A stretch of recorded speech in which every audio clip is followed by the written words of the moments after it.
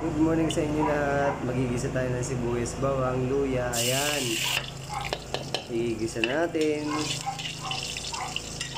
yung ating ricado. Yung luya para mas malasa ang ating paksiw. Ayan, syempre unahin natin yung luya at saka sunod yung sibuyas. Ayan, atin munang gigisahin ng maayos. Ayan, ilagay na nga natin yung bangos at igigisa natin yan sa nilagay nating sibuyas, bawang, paminta, luya.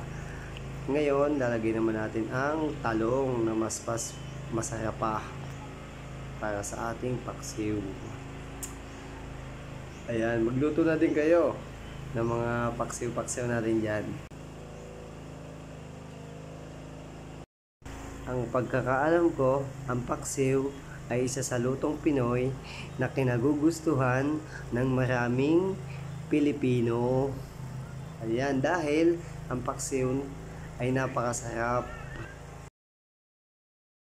At ayan, nakaraos din, nakaluto na din si Kaparmers. Ay, bidang-bida naman ang talong Salamat nga pala kay Kuya Reste Lopez Umali. Ayan, sa nagbigay ng aking talong.